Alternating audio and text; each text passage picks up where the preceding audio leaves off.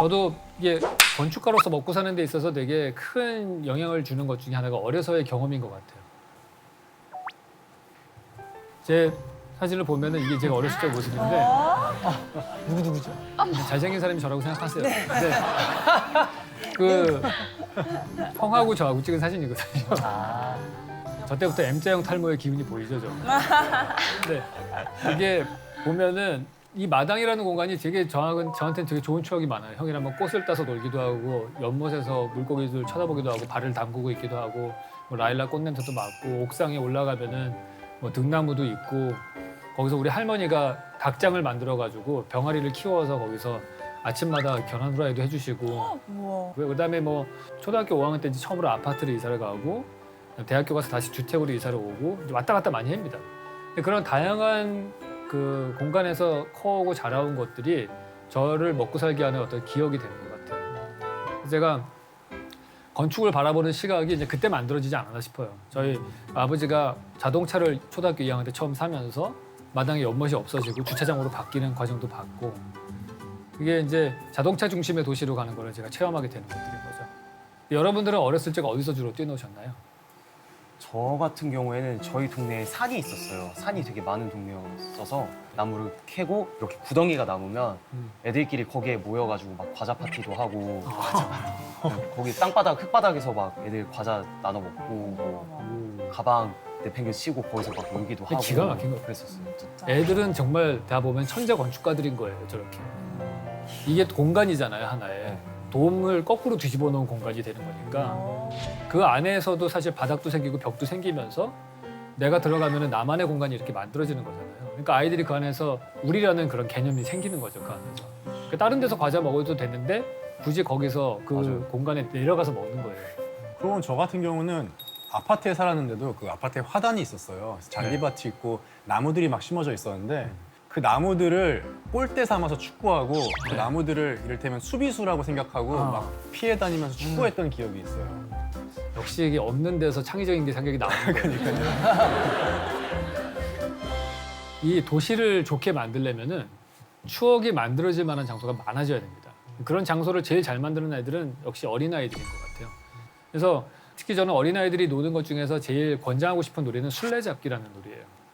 술래잡기는 공간을 생각 안 할 수가 없죠. 그리고 막 문짝 뒤 뭐 장롱하고 벽 사이 뭐 이런데 내 몸의 사이즈를 생각하면서 내가 이렇게 들어갈 수 있을까 뭐 다 생각하잖아요.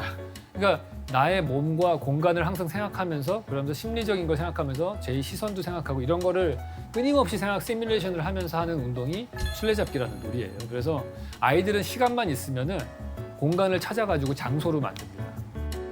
여러분들 중에 학창 시절에서 학교 안에서 좋아했던 공간이 어디가 있으셨어요? 운동장, 운동장. 매점. 네. 양호실 좋아했어요, 양호실. 맞아. 그죠? 양호실이 제일 프라이빗하잖아요. 그 커튼도 쳐 있고 누울 네, 수도 잘 있고. 수 있고 해서. 학교의 공간에서 유일하게 누울 수 있는 데가 양호실밖에 없거든요. 저는 미국에서 학교 다녔기 때문에 저는 이제는 복도 락커 있죠. 그걸 이제 중학교 때부터 계속 사용하는데 그거는 이제는 문만 열면은 옆에 있는 친구 문과 제 문 사이에 거기가 나만의 공간되니까 거기다가 진짜 안에도 다 꾸미더라고 친구들은. 뭐 여자들은 거기다 막 스티커 붙이고 맞아.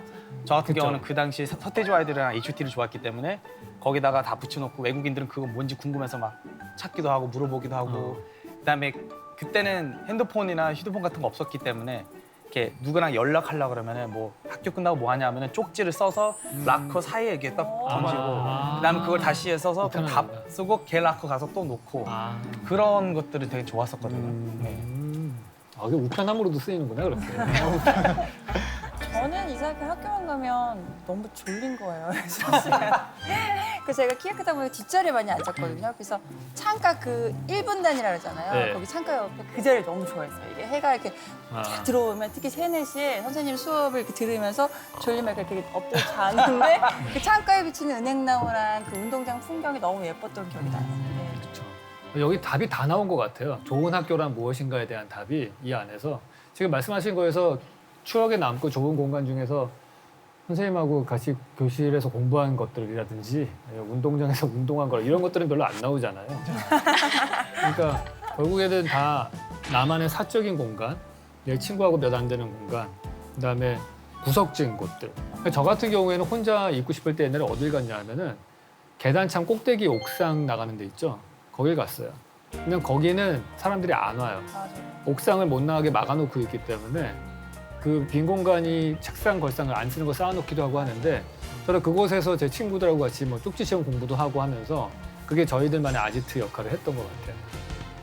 제가 이제 건축가의 시선으로 보면은 우리가 다양성을 인정하지 않는 게 되게 심각한 문제인데 우리 사회의 그 문제의 가장 그 근본에 내려가서 보면 가장 큰 문제는 나와 다른 생각을 인정하지 않는 거거든요.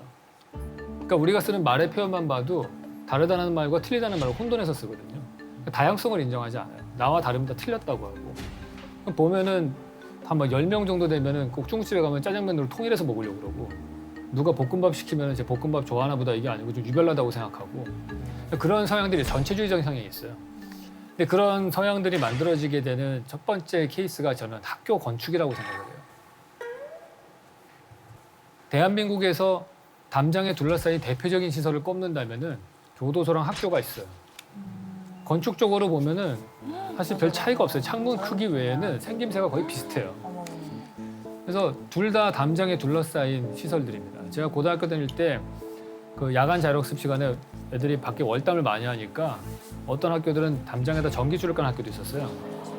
그러니까 우리는 아이들을 거의 수감 상태에 두고 있다고 봐야 돼요. 12년 정도를. 요즘엔 더 심각해졌어요. 똑같은 교복을 입고 똑같은 식판에 똑같은 음식을 배급받아서 먹고 있잖아요. 학교 급식이 시작된 이후에.